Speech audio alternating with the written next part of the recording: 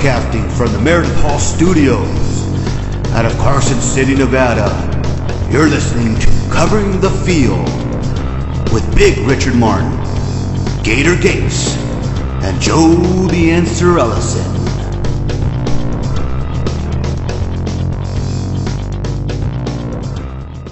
Welcome to Covering the Field.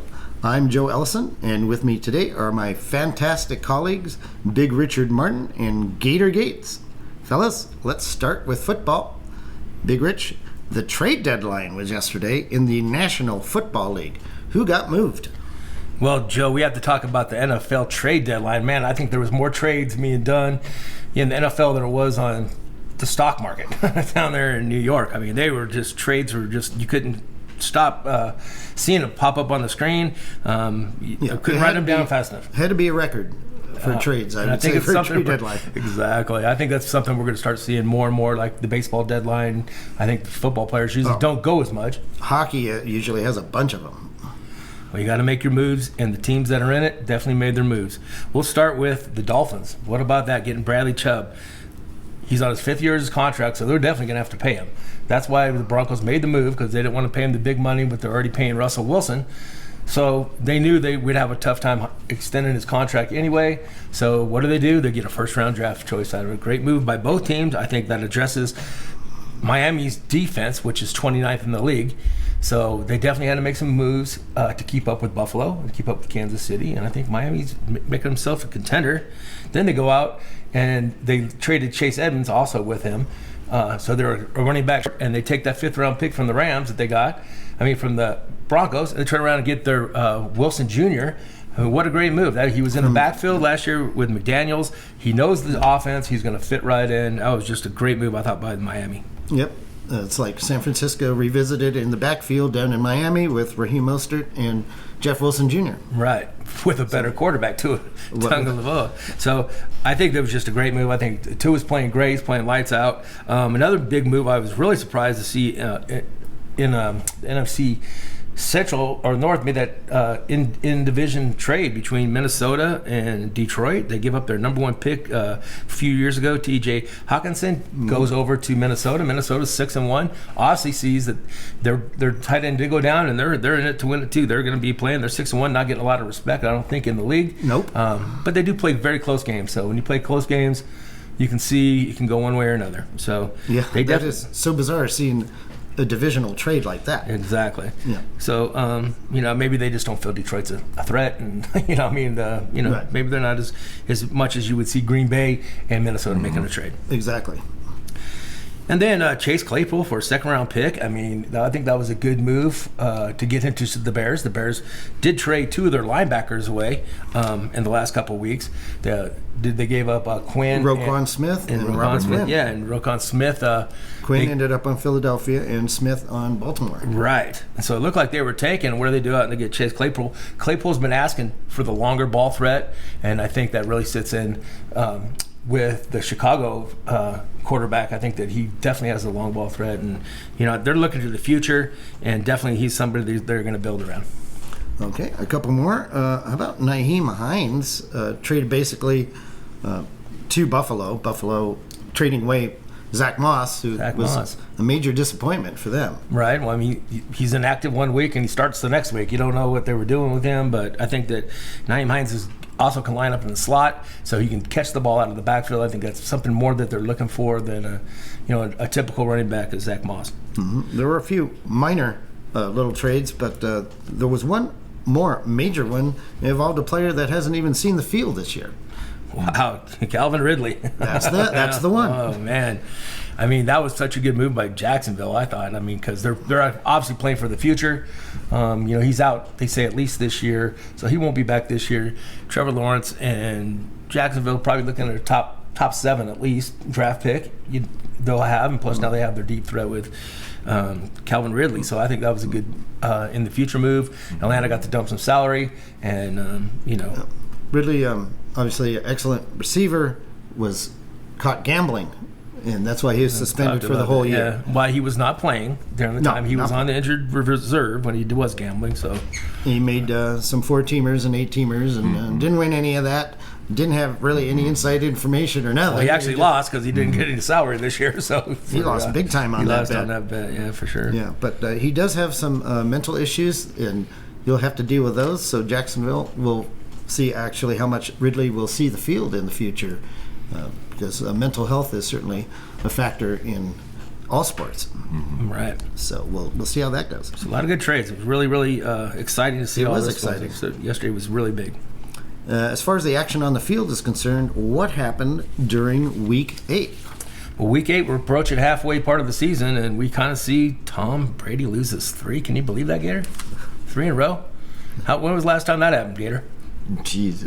Well, 3 games, 2002. There you go.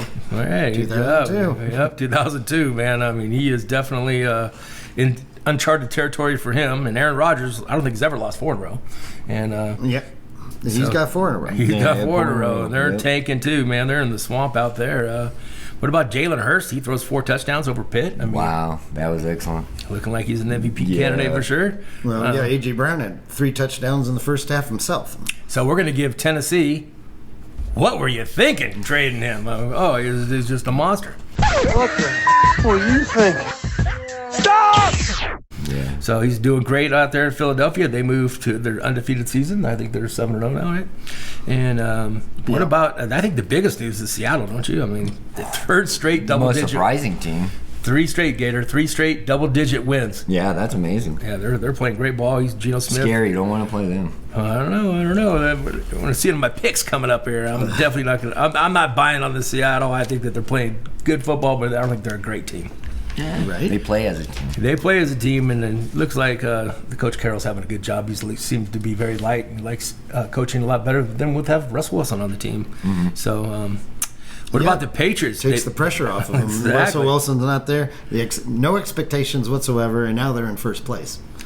What about the Patriots landing the Jets back to reality? They landed those Jets. I mean, they got back to reality real quick. I mean, we got to talk about, Zach Wilson. I mean, Coach Robert Saleh says he's staying with the kid, but he has 3 touchdowns and 5 interceptions and a 41.7 quarterback rating.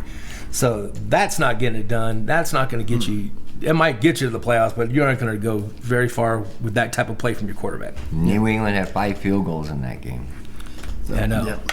That's crazy. That's 13 consecutive times Belichick has beaten the Jets. So it's just one of those things you don't even think about. Well, I guess I was a little worried about this particular Jets-New England matchup. I didn't jump on that one, but same thing happened that always happens. Well, Gator had a good point about 5 field goals. I mean, their defense played good enough to win. The quarterback turned the ball over 3 times. I mean, you can't do that. I mean, you can't give Belichick those kinds of chances. I just think that the Jets have a good defense. That's going to be good, but you're going to have better play from the quarterback. You got Buffalo this week at home. And you lost Brees Hall. And you lost your star gonna be rough. rookie quarterback, running back that was looking like he was going to be for sure the rookie of the year. And then they have the New England again next week in New England, so they better get their act together. I believe in that Robert Saleh. He's a great coach. I think he'll have them ready to play. Okay. Speaking of streaks, San Francisco's 7th consecutive now regular season against the Rams. That doesn't count the playoff game from last year that the Rams did actually beat the Niners. Christian McCaffrey, how about a running, passing, and catching touchdown all in the same game? I think you should have let him kick a field goal. I mean, he could have scored on everything. You got to keep your fingers crossed that he stays healthy. Yeah. That's the biggest Well, question. I think that when they get Deebo Samuel's back, he doesn't have to have 25 touches a game. Right. So that's a good point about that, Gator. Held the Rams to 0 points in the second half. So that was another factor. I mean, it seemed like, they had that first week. McVay seemed like he had all the plays figured out, and then he had nothing in the second half. Yeah.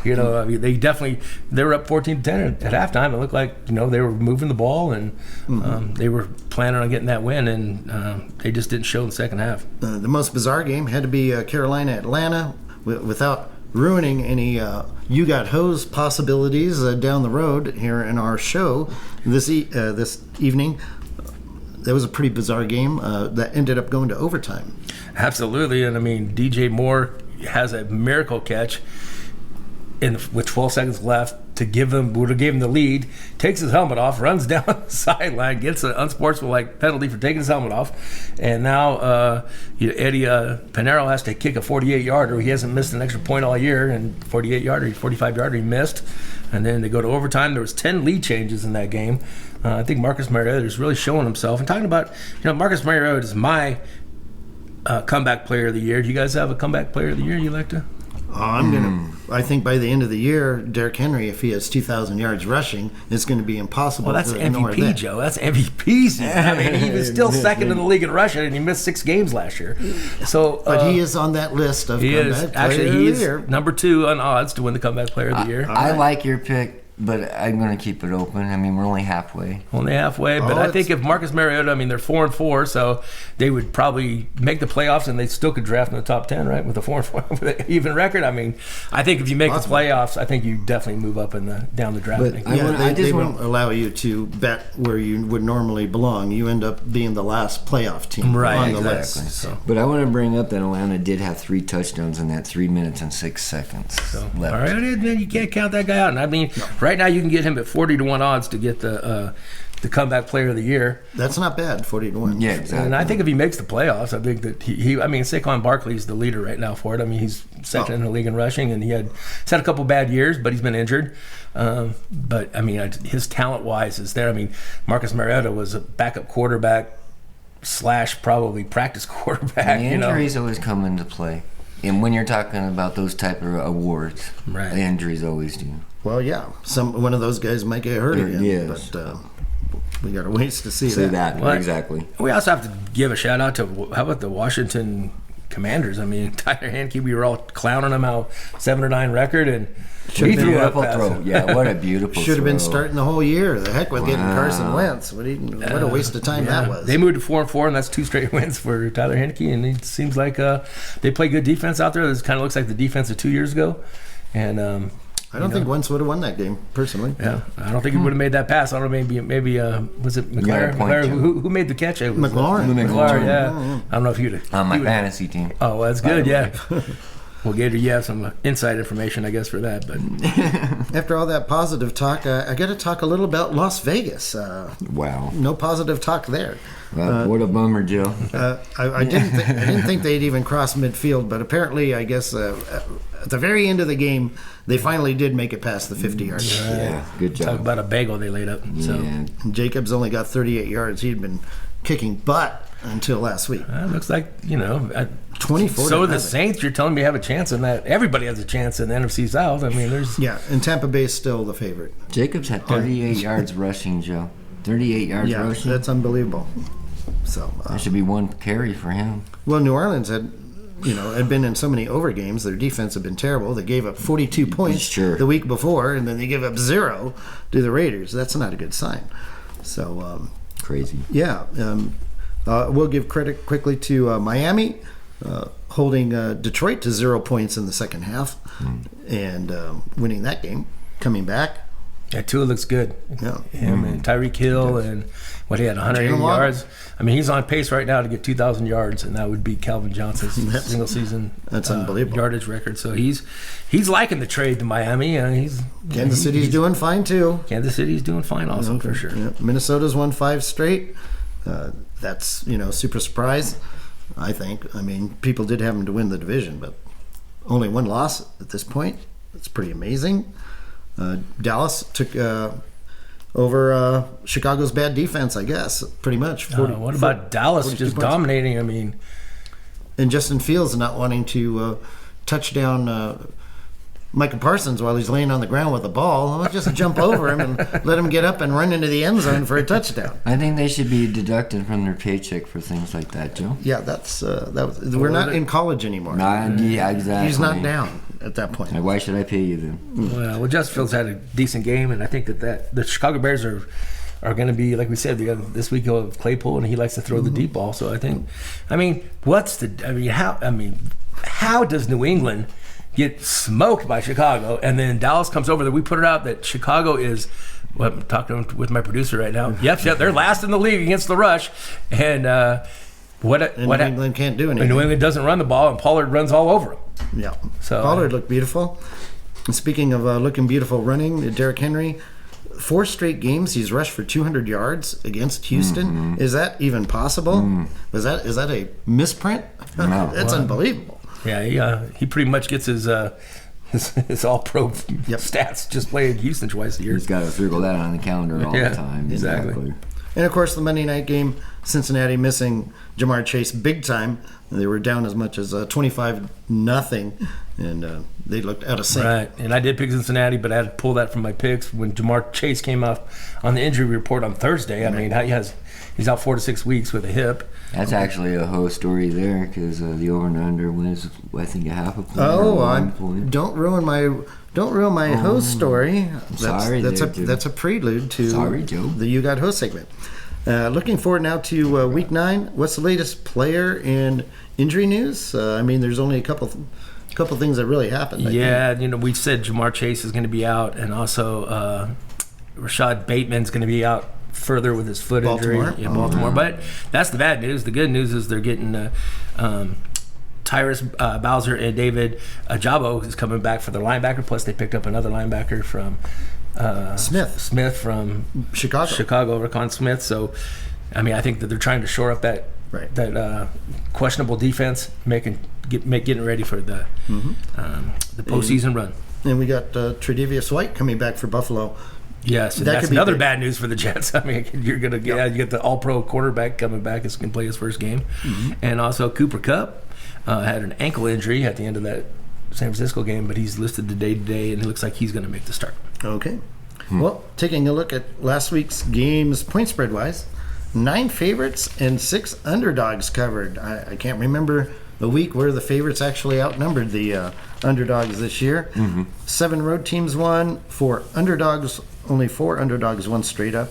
I would guess the public did well last week. Is that true, Gator? Okay, well, Caesars and MGM both reported losses, with MGM having their worst week of the year.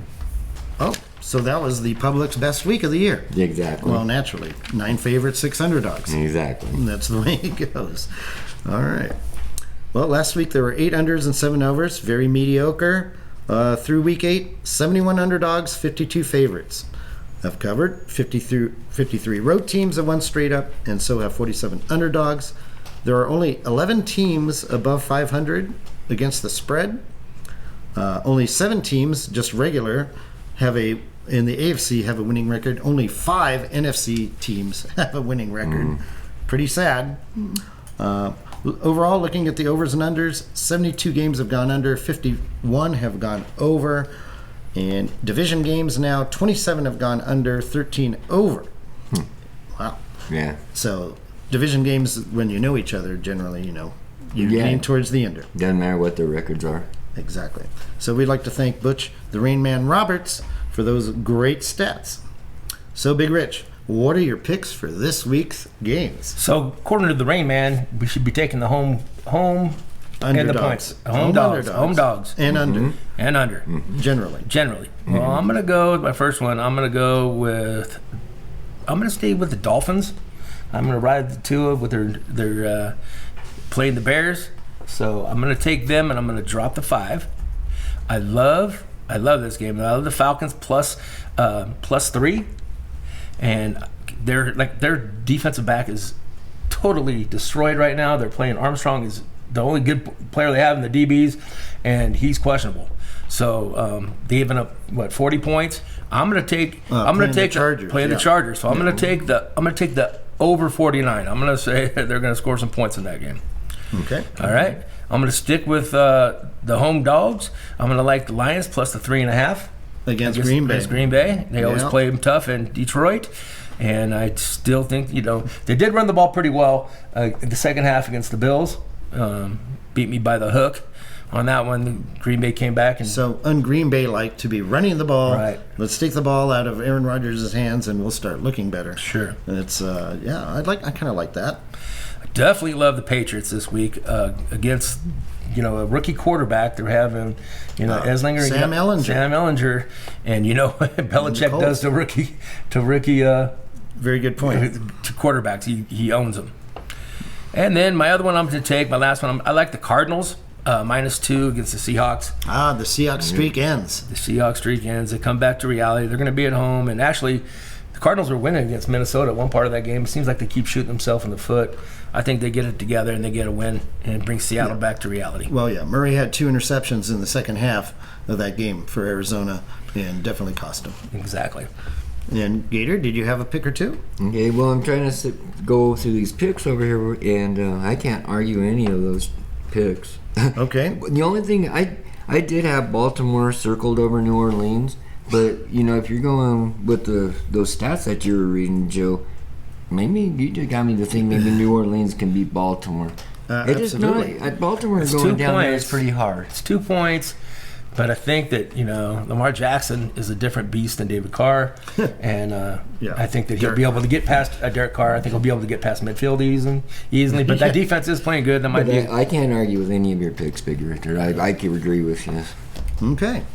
So how about that? No arguments at all? No arguments. Well, what about the unders 48? I think that might be a good pick, under 48 on that Monday night game. Okay. With that Saints defense just threw a bagel up. Yeah. And those Devontae Saints- Adams, they shot him down, and they're definitely struggling with wide receivers. And Well, the Saints had been an over team until last week, so that was kind of weird. look a little bit like the team that beat Tampa Bay last year, didn't they, against that Raiders team? So, all right. Well, I went 3-1 last week, winning with San Francisco, Tennessee, and the under in the Denver-Jacksonville game. I lost with the New York Giants. That streak is over with. That puts me at 18-5 over the last 6 weeks. That's 78%, dare I say. There you say.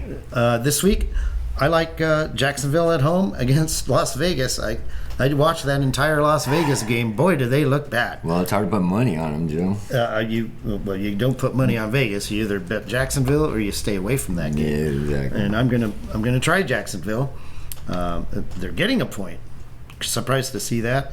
The one that really shocked me, I'm taking Tennessee plus 12 at Kansas City.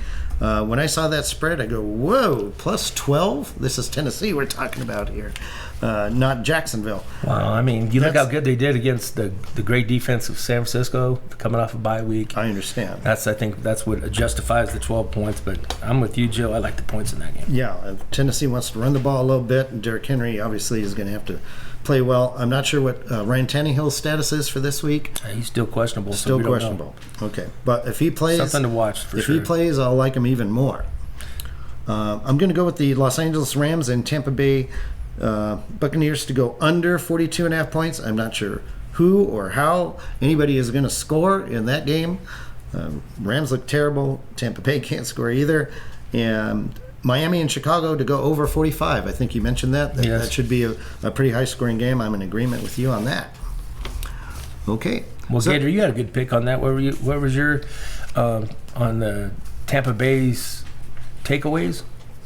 On the Tampa Bay's takeaways? Oh.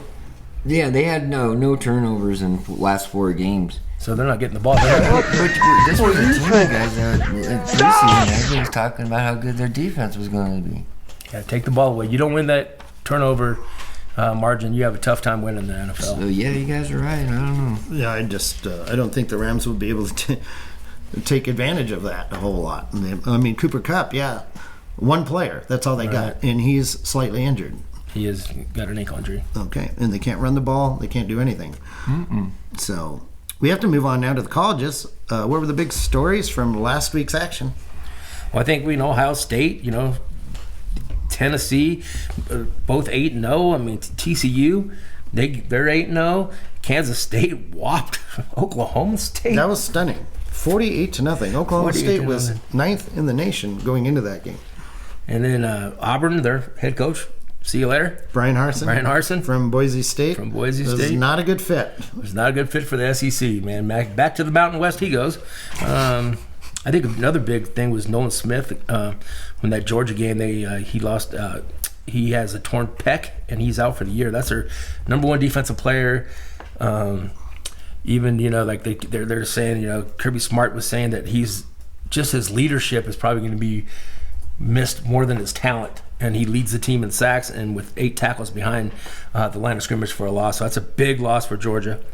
And then Hendon Hooker, he's right now even money to win the Heisman. So he leapfrogged C.J. Stroud, You can get him at plus 180 right now, and Caleb Williams is 12-1 odds.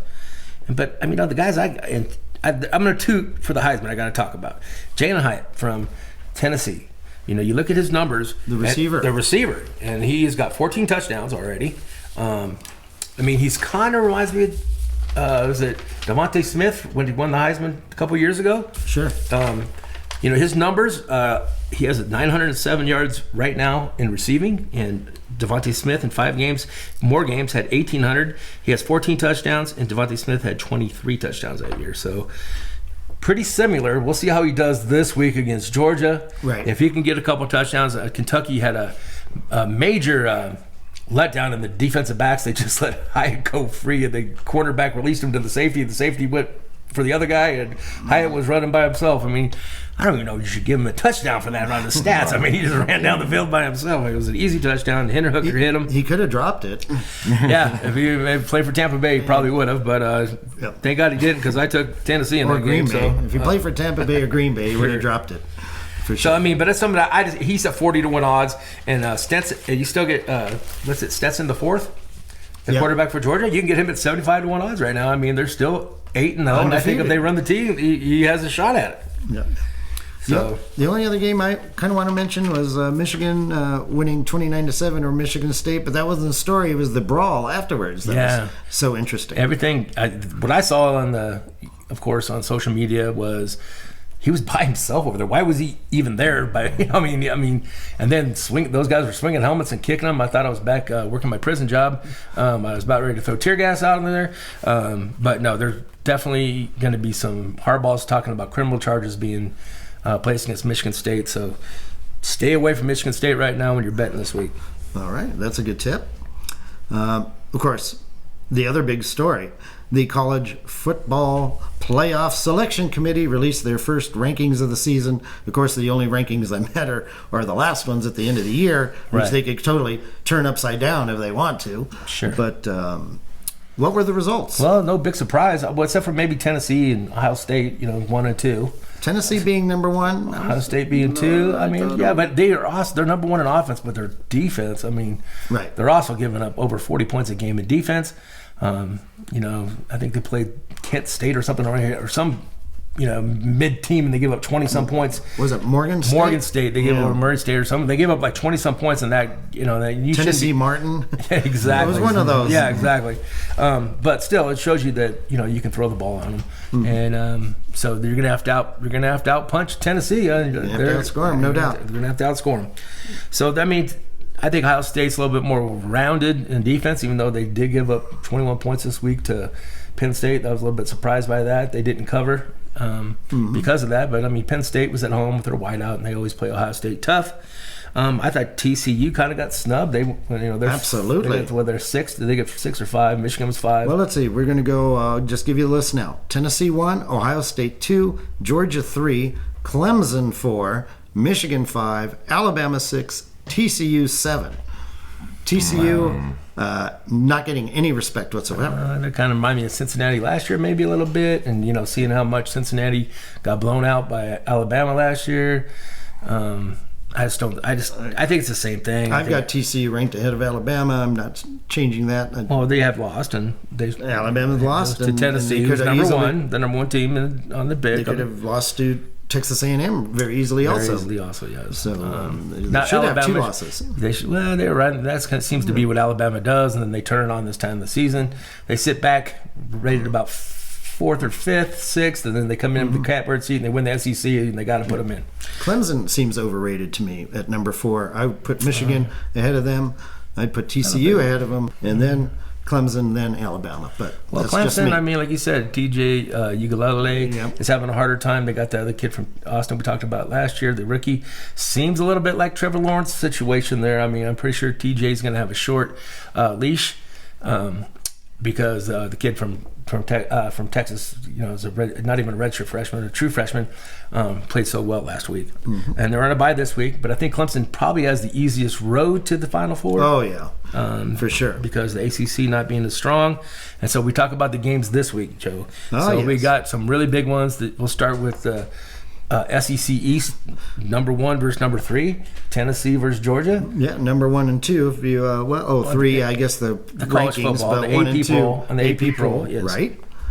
So I think that'll be a great game, and then also the SEC West, you have the 2 top teams, LSU and Alabama, playing both at 4-1 in the conference. So, go LSU. We'll have to see what's going to go on there. But I mean, this is usually where Alabama turns it up. I think Kelly's. I'm not going to be betting LSU. I'm just hoping. You're hoping, okay? Yeah. You're not going to be. Well, we'll talk about your picks later. Right. So those are the big games we're going to talk about. I'm going to take Alabama, and I'm going to drop the 13.5 against LSU. I think that this is the time where Alabama starts to shine.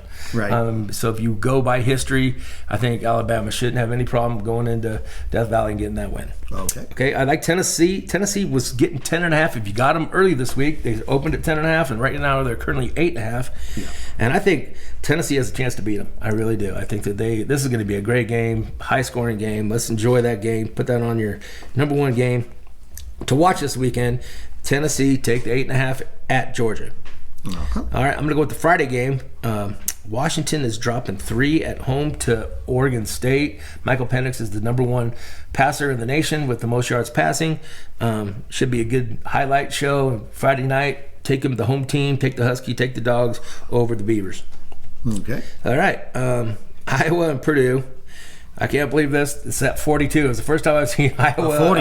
It's at 42, right? It was probably 40 now. It opened at 42. Yeah. So everybody's betting the under. Take the under in this game. I know that they scored 20-some. I think they scored 31 points, but that was Northwestern. Right. I mean, so they didn't play anybody. Their offense is horrible. This is going to be a low-scoring game. Go with the under on that one. Under on Iowa. That's you've been a pretty good pick all year. Been a pretty good pick, just like the Broncos. I mean, you're pretty much just go under on them too. Right? What about? I'm gonna take the Tulane. I like the Green Wave. They're dropped -7.5 at Tulsa. And Tulsa's only 3-5 this year. Questionable. Last week Tulane was up big and kind of just rided it out. They only won by 7. They did cover the 6.5. But I see them not doing the same thing this week because they kind of got a little bit close to the game, and even the coach of Tulane said that we shouldn't have took our foot off the gas. So That's a good bet at 7.5. Kansas State at home against Texas. You're getting 2.5. Rain Man Roberts, you know we like the home dogs. I love it. I love it that Texas got beat by Oklahoma State, and Kansas State just beat Oklahoma State 48-0. Yeah. On paper and analytics, Kansas State with the points looks like a good bet. Yeah. The one thing you got to worry about is did they shoot their wad on that game, winning 48-0.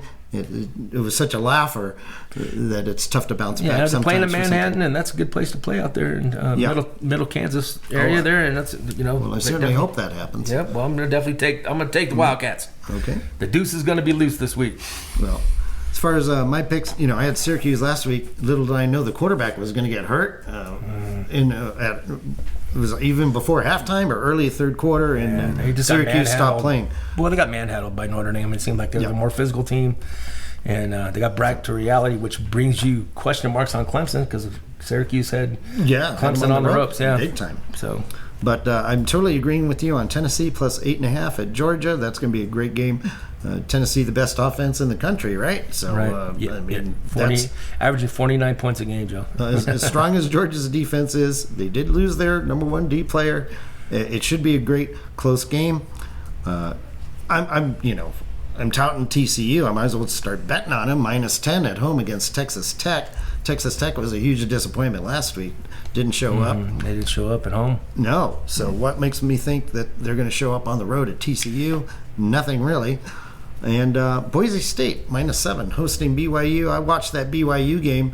They lost at home to East Carolina the other day, and Boise State's coming on right now. So those are my 3 picks.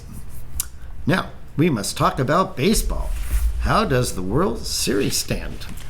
Well, Philadelphia is up 2-1, averaging almost 7 runs a game almost. I mean, they had an amazing comeback. Game 1, first time, and I think only 2 teams ever came back from a 5-0 deficit. Yes, in history. Yes, in history.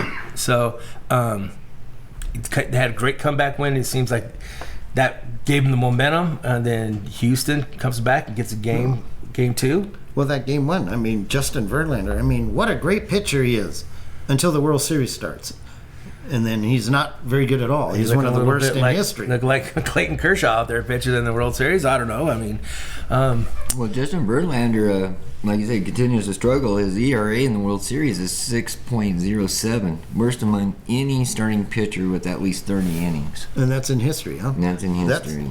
That's and just he's gonna unbelievable. go. So Phillies up 2-1 tonight. We get Nola. Nola has given up 11 runs in the last 9 innings Oh, wow. in the playoffs.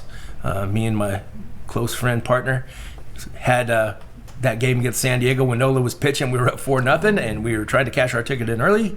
They said you have to wait till the game's over, and boy, were they right. So There is a rule about there is that. a rule about that. Nola's pitching up by 4, and San Diego came back and beat him. And so Nola is a big question mark tonight. I thought that Robertson, the coach for Philadelphia, has done a great job with his pitching staff. He switched to Suarez, who he pitched last night. Suarez pitched last night, and he was not supposed to. It was supposed to be Syndergaard. So, but with the rain delay, he pitched Suarez, and seemed to be the right move because he gave up 0 runs. Looked like it was the Raiders' offense out there. Another bagel on the board. Philadelphia's fans are just crazy, and it's so electric. So we're going to talk about a little bit about that, fellas. This week, do we have a Thursday night game in Yes. football? Yeah. And who plays Thursday night game in football? Philadelphia is at Houston. Houston. Oh, and Houston is at Philadelphia. And Houston Yeah. is And the at same home. night for the baseball. So we got football and baseball. So I'm going to give you guys take or fake. Oh, geez, okay. In the last 10 years, has there ever been the same football teams playing the World Series teams in the last 10 years? Oh, Well- football and World Series. I'm going to say it's happened. I don't remember it happening, but it just seems like chances are, yeah. So I'm going to say the take. chances are. I'm going to say take. But the trick in your question here is In the last 10 years. 10 years. Oh. This in football and So the baseball. played the same team, the same night. I'm that they going to played. say yes, and I'm going to say it's going to be the Colorado Rockies and that Colorado. Or no, football and baseball. Denver. Denver. Yeah, Right. Denver. I'll even take that. I'll even take the Okay, Broncos. well, it's been 11 years, fellas. So it's been 11 years. It was when the Dodgers were playing the Dodgers, and they were playing Dallas, and it was Dodgers. LA 11 years ago. 11 years. It was. And the Rams. It was the. Who were the Rams playing? I don't remember. Hang on. It It was the Dodgers and the Rangers. I know that it was the Dodgers Okay, and the Rangers. Dodgers and It was the Dodgers and the Rangers. Fair enough. Texas. Sure. But anyway, it happened 11 years ago. 11 years ago. Okay, we'll figure that out Okay. later. All right. Just stop that. Anyway, So anyway, back to the baseball. Back to the baseball. Yes, the rainout, I think, absolutely helped Philly big time. Oh, I think so too. I agree, Joe. And obviously the fans, Philadelphia has an advantage with the crowd more than Houston does. That's big. Philadelphia has won all their home playoff games this year. Okay. So Yep. they're perfect, at least 6-0 now. And one more stat: in 1-1, when series are 1-1, the game 3 winner is 69% of winning the series. series. So big I think advantage with for the two, Philly at this point right it is, now. but I think, Joe, you look at it, it's a 2-3-2. So if Houston does get to Nola again and they win, it's 2-2, and now they're going to have to go back to Houston. But Philly's shown they can win there. They sure did, Yeah. and Verlander is going to be one of those pitchers. Verlander's scheduled to go Game 5 Okay. against Syndergaard. So we'll see how And that then goes. they're moving Wheeler back to Game 6 Okay. in Houston. So So now I did pick Houston in 6, but I expected them to win their first 2 games at home. Now that they haven't, I have to stick with Houston. I'm going to say in 7 now, I guess. But I'm not thrilled about my selection at all. I mean, realistically, Philly could actually just close it out right here and win 4-1 okay. the way they've been playing at home. But I'm going to still stick with Houston in 7 and not like it. Not like it. Well, I Not still like like the it. Phillies. I've been riding them Yep. hard. I like the Phillies. You've been on Nola said he doesn't have any fatigue. It's not because it's the end of the season. He says he's feeling good. He just, he's not executing pitches. And so he could be a strong pitch at home. The crowd's going to be behind him. Okay. Like you said, his last two outings, he was on the road. So this is his first time in Philly. Okay. And Philly has not lost at home this year. The only other No. thing I saw, Joe, that got my attention was Philly on Tuesday. Philly hit the 1,000th home run in World Series history. Oh, wow. 2,000th home run in World Series? 1,000. 1,000. No, I was going to say, it couldn't be that many. No, Philly hit 1,000. All right. So Houston and Philly, Philly at Houston for football, Yeah. and probably no one's going to work on Friday in Houston or Philly. No, 'cause I I'm pretty don't sure think they're all going to be so. up watching the games. Yeah, I'm sure. And I want to give thanks to Rockin' Ronnie McKinnon for his insight on some of those stats. And Gator, we've come down to the final race in NASCAR. What happened last week in Martinsville? Okay, exciting, of course, in Martinsville always. But actually, Christopher Bell won at 15-1, the Toyotas. He's going to be one of the 4 cars going into Phoenix. But here's the story, Joe, as Ross Chastain looked like a rabbit at the dog track. On the last lap, he was sitting in 10th place and knew that he had to get past Denny Hamlin to make that final cut. But he used the video game style move and his skills to go from 10th and finish 4th in the race. So he's going to be in that cut. But not everybody was too excited about it, Joe. Joey Logano, he said, and I quote, "It was awesome. It was cool. It happened for the first time, but there is no rule against it. There needs to be a rule against it, just because I can't see everybody wanting the wall coming down to the checker flag," unquote. So now I don't know if NASCAR is going to do anything about this, but I don't think we'll ever see that again. And you guys, I know I didn't do this story justice, and if you haven't seen the video, you got to see the video. Because I didn't do it any justice, and it did look like a video game. It did, and he said he did do it on video games before, but he's never done it in real life. But what is the rule about taking up top and going as fast as you can? Isn't that what racing is all about, going as fast as you can? Well, or is it the unwritten rule, kind of like an etiquette for baseball? Well, if you can just bump guys out of the way and pass them, why can't you just run at the top of the track and ride the wall? I mean, I know. It should be perfectly acceptable. Especially at those short tracks like what that. What a good move, Bristol though. and Martinsville. So going into this week, Amazing. Gator. Now we got our top 4. We got Joey Logano, Christopher Bell, Ross Chastain, and Chase Elliott. So and Chastain took the high road and got in by his epic move. So now there's 4 teams. My question to you guys is, and I don't know the answer to this. I like to watch NASCAR, but I'm not as well in knowledge as you guys are. Championship race. The 4 championship race. Now, is it whoever finishes the best, or do your points go into the 4th? Well, they're all sitting at 5,000 points. Yep.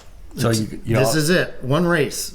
So whoever comes in better out of those 4. Correct. it. You don't have to win, but they're all sitting at 5,000. Okay. They did that on purpose. Right. Yeah. So, right. You don't have to win the race. You just have to finish ahead of the other 3 guys, and you win the championship. All right. And that race is going to be Sunday on NBC at 1 o'clock, you guys. I like Chase Elliott. I'm putting my pick out there. I like Chase Elliott. How could you in Phoenix? He usually races. The Chevys is a great pick. I would take the Chevys, and sure, Chase Elliott, sure. Okay. That's the Our second pick one. is Chase Elliott. All right. You got a pick, Joe? I'll go with Chase Elliott. I'll go with you. Covering the field and made their pick. We're Go solid. make the bets right now, guys. We're on our way to. Bell and Chastain, they seem a little not ready for prime time. Just coming up in the world. Elliott has won it before, right? Correct. And Logano has won it before, but Logano, he's the old school guy. I'm going to go with the young guy, and that's Elliott. I just don't think the Fords are as good as Chevy. And Logano's a Ford. Correct. Okay. So what occurred in Formula One in Mexico last Sunday? Well, going into this race, Joe, I picked Mercedes and Lewis Hamilton. And the beginning, it looked like Hamilton and George Russell were going to challenge Max for that win. But when they pitted, they took off their medium tires and put on their hard tires. And that did seem to be the wrong decision, Joe. Red Bull ended up on medium tires, and Verstappen won by 15 seconds. It seems like the wrong decision, yeah. Wrong decision. But Sergio Perez, this was his home track, and he did get on the podium in 3rd. But Max did break the most races going into a season with 14, or winning in a season with 14. 14 races in one season. Wow. But that beats Michael Schumacher and Sebastian Vettel, both at 13 races. Yep. Now, there are 2 races left, guys, and the Brazil Grand Prix is going to be not this week, but next week. And the Abu Dhabi will be the last race. There's a very good chance, Joe, that Max could get 16. That could be unbeatable. I would think so. I don't know. think so. Well, we got all these races next year in the United States, though. We got a race in Vegas next year, too, Joe. Okay. So that'll change things up. I would brand new think so. tracks. We'll see what's going on. Yeah, and the Miami track. Okay. Yeah, things like that. I don't know. I don't know what's going to happen in the future. There's a lot of changes coming in the Formula One. Okay. We're actually might going to get a USA driver too. Well, that would be exciting to see a United States driver and get a little more popularity going for Formula One. Mm-hmm. Speaking of racing, horse racing has its most amazing weekend of the year. It's with the Breeders' Cup, Friday and Saturday at Keeneland. Gator, do you have some picks? Okay, I'm going to go through this real quick, guys. Friday is the Kentucky Derby hopefuls. The Juvenile. That's going to be a mile and a 16th, race number 9. That's going to be on USA Network, you guys. There's 3 different channels that are going to be doing these Breeders' Cups. But the horses that I'm looking at are Forte, Verifying, and I really love Blazing Sevens. Again, these are your Kentucky Derby hopefuls, and you will know more. There's better races coming in January, though. Well, I noticed Cave Rock is a 4-5 morning line favorite. You don't have him in there at all. Mm-mm. Okay, yeah, and I don't have time to go through all that, why I think that, though. That's another... Okay. That's a whole nother story. Why I... Okay. Saturday... The race that I'm looking at here, besides the Breeder Cup Classic, is this race called the Dirt Mile. Cyberknife was eligible for the Breeders' Cup Classic, but he decided to go into this race. And he's racing against a horse called Simplification, which is a very good horse. So I'm not exactly sure why he thinks he can win this race, but I'd put him in an exacta, box it. And then the Classic, you need to check Lady Gator's article on the website. I do know that she does like Taba in her exotics, but I'm going to go with my exacta boxes like I always do. Exacta box with Life is Good, number 2, with Flightline, number 4, and Epic Center, number 6. Okay. The 2 on top, and 4, 6. Yes, 2 definitely in your box. Mm-hmm. And 4 and 6 with the 2. Mm-hmm. Fair enough. Correct. Yep. Okay. So, Gator, we're going to move on quickly over to hockey. Who's hot and cold in the National Hockey League? Well, okay, let's start with who's hot, Joe. Of course, Boston's way hot. My favorite team, thank God. They are 6-0 in that game against Pittsburgh. Amazing. Joe was pretty shocked that Pittsburgh even won that game. Or lost that game. When they were losing 5-2, I thought Boston, first loss of the season, didn't happen. So then let's go with Edmonton 5-0 and Vegas 5-0. I'm really loving Vegas right now, Joe. The way that they're playing as a team, and then nobody's really taking any glory, and it's just really great to watch. I'm loving it. They're 9-2. And then New Jersey, they're 4-0, but they're 6-3 overall, but they're 4-0 right now. Okay. Not so hot, Pittsburgh. What the hell? 0-5. Yeah, shocking. Crosby and Malkin, they're playing, right? Yeah, and they're scoring. They're scoring, but not winning. So goaltending, maybe? Jari? That's hard for me to blame Jari. Yeah, I don't know. I didn't watch the game. Just an overall thing. Yeah, I don't know exactly, Joe. Okay. Chicago and Ottawa. Chicago's at 0-4. Not surprising. In Ottawa, 0-3. But one thing about Chicago, you guys, they are 4-6. Yeah, they won their first 4, did they, or something? The first 4. Well, they started off hot, and now they're cold. Right, exactly. All right. Yeah, so... And Toronto, I believe, just bet against them on the road. Ooh, damn. Yeah. They haven't won any road games. Yeah, they're 0-4 on the road. I'm expecting that to change, Joe. I don't know why that is. They're a much better team than that's just a shocking stat to me. Okay. You want my picks? Well, I was going to say your picks went 6-4 last week, which leaves you 22-12 for the season, which is about 65%. Okay. What are you picking this week? Okay, I really love these picks, you guys. But my very first pick, Arizona, is playing better, but I'm still going Thursday. I'm going with Dallas over Arizona. And I'm going Vancouver's at home. They're going to beat Anaheim. And Florida is playing San Jose at San Jose. So Dallas, Vancouver, and Florida on Thursday. Friday, Colorado and Columbus Blue Jackets will be playing in Finland. Oh, nice. So let's go with Colorado. To me, that's a home game for them. Okay. Carolina is going to be hosting Buffalo. Let's go with Carolina. Now, Saturday, I got Colorado beating Columbus again. Sure, why not? And then let's put at home Pittsburgh over Seattle. Now Seattle's playing great, Joe. They're going to get that 70 points. Oh, Seattle. They are playing great. You're picking Pittsburgh, Seattle. but Pittsburgh's got to stop this 0-5 So you're stuff. going to take Pitt in this game? Yep. Okay. They're at home. They got to stop it. Okay. And then Washington, I'm not impressed with the way they're playing, but they are at home against Arizona, so I'm taking Washington. And Monday, I have Calgary over New York Islanders. And Tuesday, I have Buffalo over Arizona. So I got Arizona 3 times, but I'm telling you, Arizona is playing a little bit better. Maybe. Might be a little worried about those picks slightly? Maybe a little bit. Okay. We'll see. I don't know. I can't jump on their bandwagon, Joe. Okay. So we're going to do this. We're going to call it the Rich Gator pick. So let's get our Gator Rich picks. We'll take Washington and the Avalanche on Friday. Remember, that game is at 11 a.m. Pacific time, so it's played in both Saturday. Both those games, Friday and Saturday, are in Finland, and they're 11 o'clock starts, so Pacific time. So we're going to go with the Avalanche, and we'll take Washington Huskies with the Big Rich College pick. We'll call it the Rich Gator pick. Let's get rich with the Rich Gator pick. I like it, Richard. Right. That's nice. I Parlay like that. it. Me too.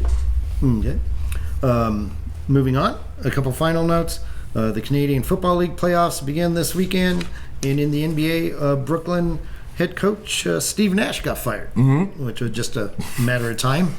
And Well, who could coach that team, Joe? I was gonna I think say, they don't need a yeah. basketball coach. You need a life coach. They need a life need coach out there. I something. mean, there's so many personality problems, and you need a psychologist to be dealing with. Kyrie and Kyrie Durant Irving and is Simmons piece not of being work. able to shoot the ball. I mean, he had to go. He had to go. I mean, I think it's a good move for the franchise, and you got to respect your coach. And they definitely don't. So it's a good move for Steve Nash, too. He Yeah. doesn't want to deal with that anymore. right, I don't blame he him. should get a better job where he's more appreciated. Absolutely. So we get to that point in the show where we talk about the picks that we made that looked like for sure they were going to be winners, or they should have been winners, but something went horribly wrong at the end and they ended up being losers. It's a segment we affectionately call You Got Hosed. You got hosed. So Gator, do you want to start off? You got a You Got Hosed story? Yeah, well, my story, Joe, is the most obvious one. My whole story is Carolina's wide receiver, DJ Moore, taking his helmet off after he scored that 62-yard touchdown. Now, for that unsportsmanlike penalty, made the extra point kick a 48-yarder instead of a normal 33-yarder. Well, like Big Richard said, Eddie Perinero missed wide left, and the game went into overtime. Atlanta won with a field goal, but not since 2003, Joe. Since New Orleans lost to Jacksonville, had a team lost in the final 30 seconds of regulation after throwing a 60-plus yard TD. I think I kind of remember that where they did kind of like the lateral play, lateral, and they scored the touchdown and then went on to miss the extra point. I think that was I it too, think that Joe. was the game.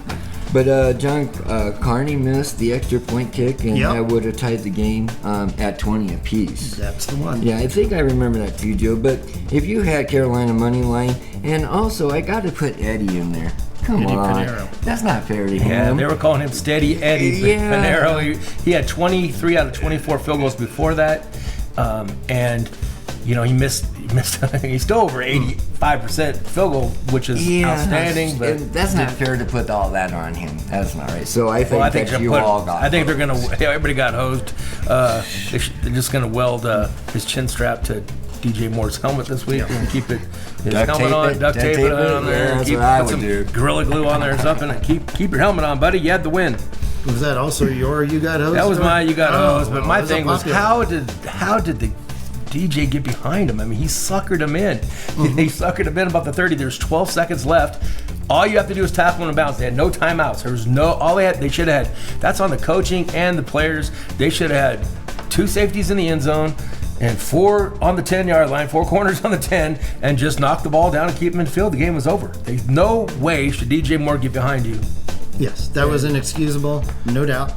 Of course, then the kicker will get the blame, even because I know. he did miss an extra point and, he had- a field goal in Yes, overtime. But we can't give him that extra point. He was perfect for extra points, and then kick him at 48. Well, and then he missed a the way it went 35-yarder. the field goal was about the same distance. I'm not Yes. sure he would have made the extra point at 35 or whatever. Exactly. You got a whole story, Joe? Well, the over-under Monday night, I got to watch that game between Cincinnati and Cleveland. The over and under is 45.5, and boy, did Cincinnati look awful. Like I said earlier, they were down 25-0.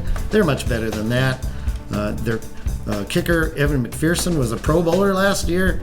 Well, he has the worst night of his young career. He missed a field goal and an extra point. If you had him on your fantasy team, you got negative points. The final score ends up being 32-13. That's 45. I lost by half a point.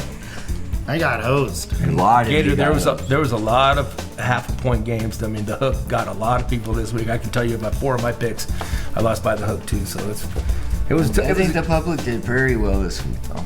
Public did well. The books got the lines a little more accurate this week, and still didn't make money. So good for A lot of it us. has to do with props, you guys. Okay, so props are getting a lot of Attention, action. yes. Okay. You got hosed. And looking back, we found out that the St. Louis Cardinals and Rams played at the same time in October 23rd, And that's the 2011. St. Louis Rams. Yes, Yeah, and St. Louis Rams. St. Louis Rams, not the and LA the Rams. Texas Rangers and Dallas Cowboys.